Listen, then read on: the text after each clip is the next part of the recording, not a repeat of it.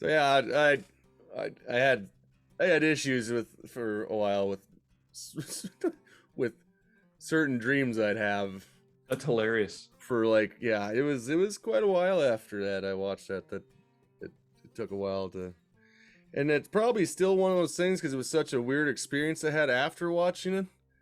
Why I still have to sleep with ambient noise. Hmm. But I mean, a lot of people I know do that. Yeah.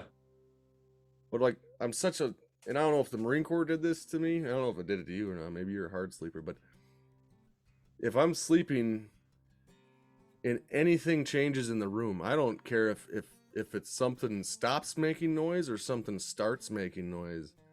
Oh, I am instantly awake. or if the wind pressure changes. Yeah, it'll be something like all of a sudden the house will breathe or like, and Yeah. it won't even make noise or anything. I'll just be like, meh. I'll be like, my hair. Burn it. Damn, we're in a tight spot. But so what I do is well, for a long time I slept with a fan on, but then the fan Just let white noise play on the TV, so you summon the no. witch. What I do now is I have on Spotify. You go on it, it just says box fan sound, and so I just play that on repeat all night at like a mildly low volume, but it's just enough background noise where I can sleep peacefully without something being like. I just run the box fan. Well, I did, but I just haven't. I'm a cheap ass. I haven't gotten one. Yeah. That's fair. That's fair. And technically, my phone playing on Spotify takes up less energy than the motor in a fan. But anyway, yeah, that movie, visually and everything, that movie was like a mind to me. So Yeah, my Mindfuck movie was Pet Cemetery, which we talked about briefly last video, but totally wrecked me as a kid. I thought your Mindfuck one was 1408 too, though. Well, as an adult, recent times. But like the first movie that like terrified me. Oh. Well, see, I can't say that was the first movie that terrified me. But see, like the things that scare me most about things is like unknown stuff. So that's why like I never got into the slasher thing. I don't really get it. Zombies have never really scared me. Right. Like, body horror makes me squeamish, like we talked about, but there's never like what you put on a zombie movie, and if there's no jump scares, I'm just like, yeah, it's just a zombie movie. Right. Like slasher stuff. Once you get past the childish stuff of, especially us being in the Marine Corps, like, if you saw some weirdo stand out in your yard dressed like Michael Myers now, you'd just be like, what the fuck is that guy? Right. Well, tactical and practical conversations. Well, yeah, and you're just like the Arnold thing when we talked about, like, if it bleeds, we can kill it. Exactly. But like the aspect of things that, for one, from other worlds that we don't know about, like The Thing and Alien. We're in the spirit world, fucker. And then like the aspect from 1408, and then like the Ring, Stir of Echoes, even. It's like those paranormal things are what really gets me in a. There was a scene. It wasn't in The Ring. It was in Grudge. That was the one that came out about the same time, right? Sarah Michelle Gellar one. Yeah. Yeah. When I think it was the second one, maybe, where she like turns a corner and there's like a chick with no jaw, and her tongue's just like wagging. Yeah, I can't remember if that's the second one, but the first one had its moments. But it did.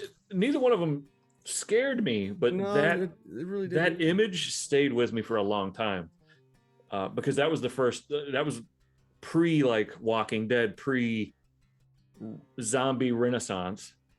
Yep. And that was the first like body horror that I was like, holy crap, that is terrifying to think about, like losing your jawbone. Like there were parts of The Grudge that I thought had the essence to be scary, but when you're in a movie theater with like a bunch of 15-year-old girls, 14-year-old girls, it just takes you out of it, because every time something even remotely happened, you jump because they're screaming. Yeah. There's a whole freaking row of like yeah. Gonna be future teen moms in the background. Remember that one? The Eye with Jessica Alba was another one that was in the same vein, and it had Yeah, that was a had the content to be truly scary, but it just wasn't quite the same as that. The Ring was pretty terrifying for its time. Oh, it was, and that was the first time as an American audience, we were kind of introduced to Japanese horror. Yeah, unless you were just into that subgenre of film, I would agree. Yeah. Well, like we said, this would have been 2002, and like I said, like none of this stuff was really. I think YouTube had maybe just started up and stuff Right. like a couple years before, so you couldn't just easily access this stuff. In The Ring is what directly led me to watching The Audition, which, if you've never seen that, is it's aft, man. So that's about it's a Japanese horror again, but about a girl who goes and auditions for a part on like a soap opera, and then ends up kidnapping the producer because she didn't get the part, or he like sleeps with her to get the part and then doesn't give it to her. So then she like cuts his feet off with like a garrote wire and is feeding him vomit and stuff. And then like the end scene, it's like her just garroting him to death. It is just an insane torture movie. So like it's a more extreme version of Misery. Yeah, very similar. And that was like actually pretty rugged for its time. Agreed. Kathy Bates breaks his ankles. It was like that scene is brutal. Yeah. But yeah, that The Audition is crazy to watch, and that time frame is when I started getting into foreign horror personally myself, and watched what was the movie High Tension. Yeah, but now they did that as an American version too, right? They've done American versions of a few of them, but and then I stumbled across a little gem called Necromantic, about necrophilia from one of the Swedish or Finnish, that area of the globe. You know what's kind of cool though. I think it's kind of cool because I see it on every list. And there's one more aspect too I wanted to talk about too, that if you go and you look, if any of you go and look at these Hollywood, like Hollywood lists of like the best horror movies of all time. Right.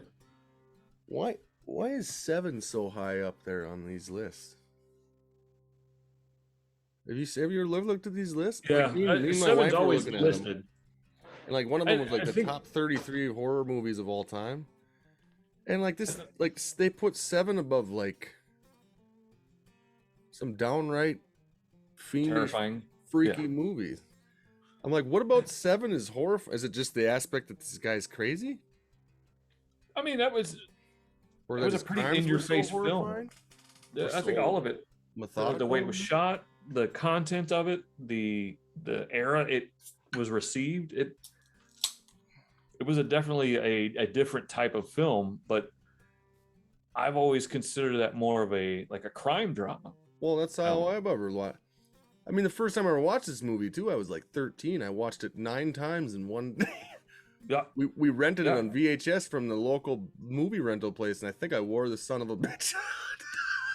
Agreed. I watched it. This is before DVDs even. I literally had to stop the movie at the end. Well, actually, if you just let it play, it would rewind itself. But who's got time for that? And you would literally stop it and then have to rewind it and wait. You'd go make yourself a sandwich, Sammy, and then come back and play her again. Go down that road again. I like that. I like what David Fincher's doing.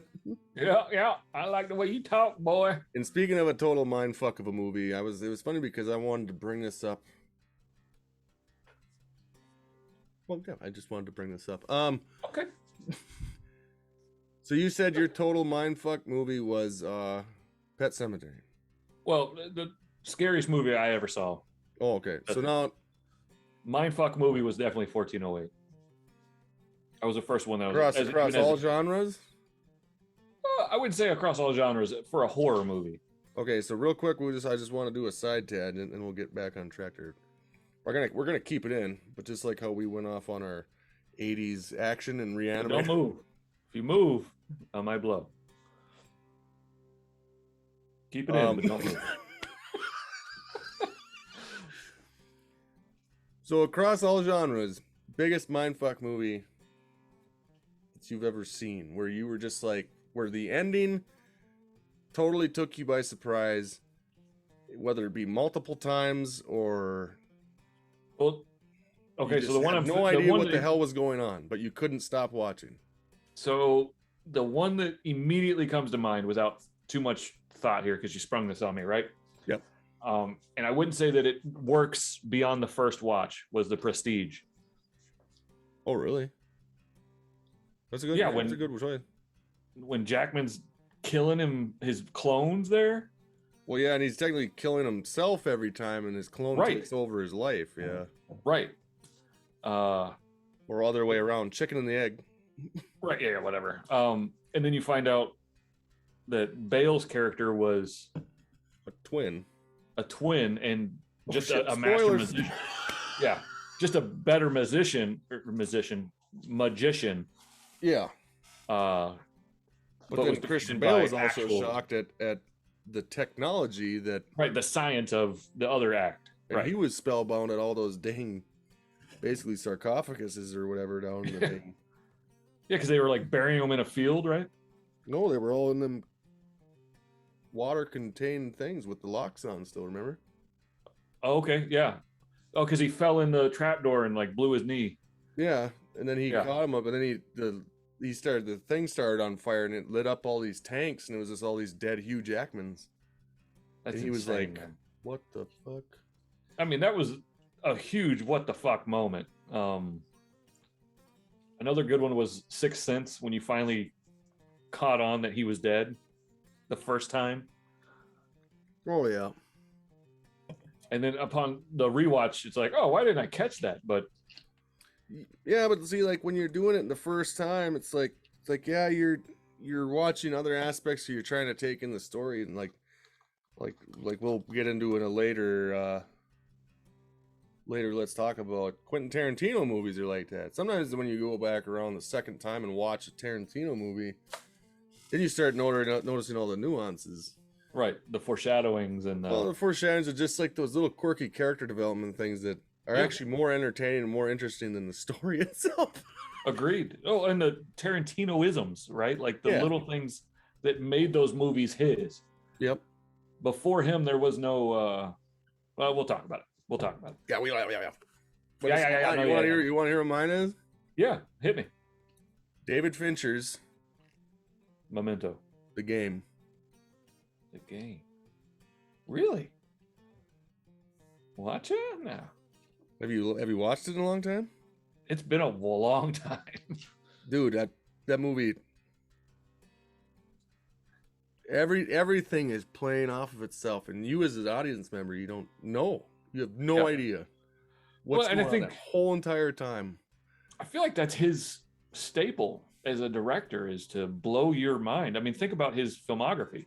Oh yeah, you got Fight Club, you got Seven, you got that Gone Girl. Gone Girl, the scene, who saw the scene where she murders the dude? Oh, David, Neil Patrick Harris? Yeah, I was trying not to give it away, but yeah, like, you didn't see that coming. At all. No. Seven, you didn't see. He regrets Alien 3. Well, you didn't see that movie. So what Fincher actually regrets. They asked him back for like a commentary deal, and he goes, "No, I'm so done with that movie." Yeah. It can't all be first round draft picks. But see, that was when Fincher was young, and he didn't have any. Yeah. He didn't have any pulls. Like stripping, pay your college tuition. You got to start somewhere. If you guys get a chance and you've never seen it, you've just overlooked it because you're not a Michael Douglas fan, check out The Game. I will. It's a trip. And then did he also do Memento? Yeah, Memento is, but I mean, you really got to follow Memento because it's told 4 different directions. Right, but again, that's another one of those like mind fuck movies that it is. That's Christopher Nolan's big. It wasn't his first, but it was the first one that kind of really put him on the map. And, but that was him and Fincher, wasn't it? No, I think that's just strictly Nolan. I think. Oh, okay. That was his love. That was his brainchild. My bad. But Nolan's another one of those directors that likes to leave you with those, Shutter Island, and he had to break down, like, I heard he had to give like pictograph charts to like the actors for Tarrant. Yeah. They were like, we'd probably be able to act better in this, Chris, if we knew what the fuck was going on. Yeah. If we had any idea what the hell is this supposed to do. You're pulled as far as the string could probably go on Inception, and then some on Interstellar. Someone said, I heard that someone said the other day, I saw it on Instagram. It was like so many years and so many days or whatever ago, and so many hours ago, Interstellar came out.